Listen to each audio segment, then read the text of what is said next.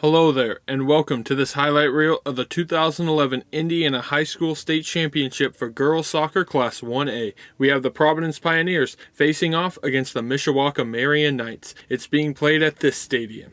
Yeah, I know I'm not supposed to give my opinion, but that's a weird name for a soccer stadium. If you want to watch this game in its entirety, as far as I know, the only way is to buy the DVD at myhsaa.net/store. That's what I did. Click on the Girls Soccer tab, and then it should appear on the second page. It'll cost you at least $40. Unfortunately, IHSAA didn't virtually archive their sports broadcast until the fall of 2012, so a DVD purchase seems like the only option to view any Indiana State Championship games prior to 2012, unless it's basketball, as you can find plenty of those basketball state championships on IHSAA's YouTube channel. Okay, on to the highlights. Providence is wearing navy blue while Mishawaka Marian is in white. A little over 5.5 minutes in the game, we have a shot that ricochets and leads to a corner kick for Providence. We have a handball by Marian defender Tracy Scott that was not called, and a shot by Aaron Duncan that was off target to the right. Mishawaka Marian's best chance in the first half comes from a free kick in the 13th minute, administered by Madeline Ledoux, but a defensive header sends it away. Later on, Leah Mattingly takes a free kick from over 35 yards out. It goes the distance, yet the keeper Michaela Douglas manages to catch that shot. Before moving on to the second half highlights, there were some rough fouls that I wanted to include, but you know it would be much more fun to have it in a funny montage than commentated individually, so please enjoy.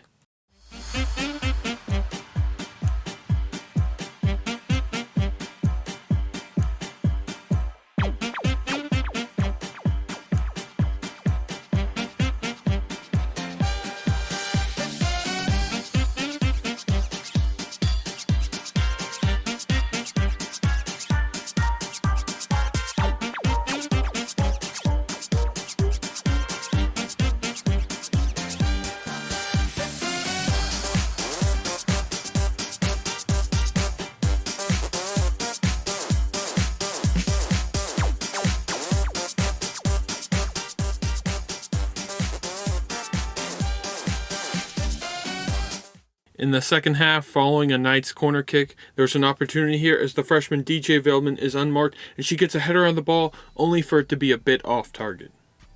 Immediately following that, Mishawaka Marian continues its offensive attack with Gabby Veldman before Autumn Meyer scoops up the ball.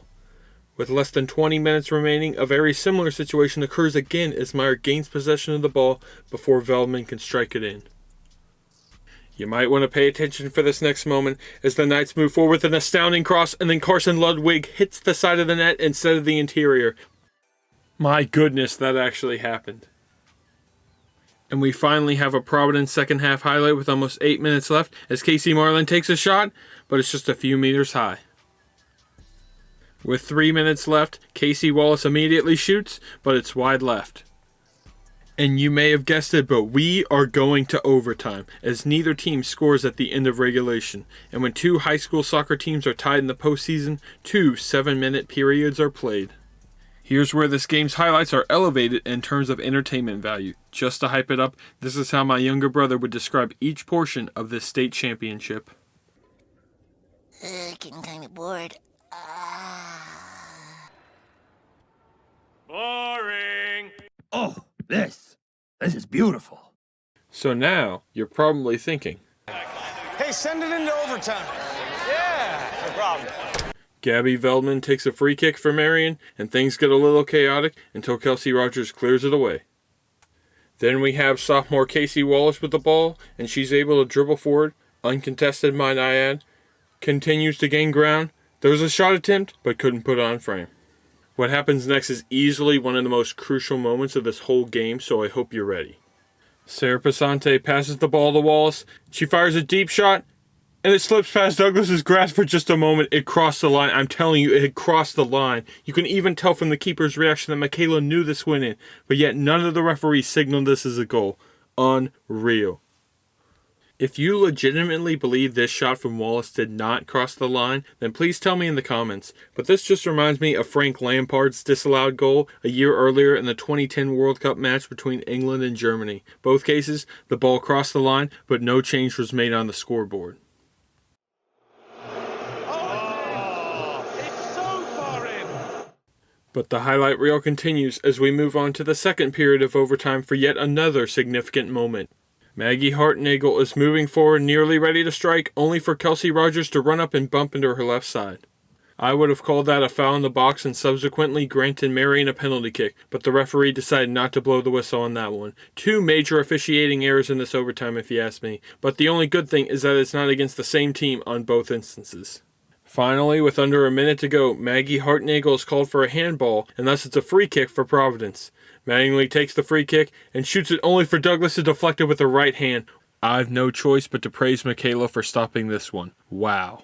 Which means we are heading to a good old-fashioned penalty kick shootout, where the stakes can't get much higher. Each team chooses their best 5 players to go up against the other team's goalie. You already know how it works.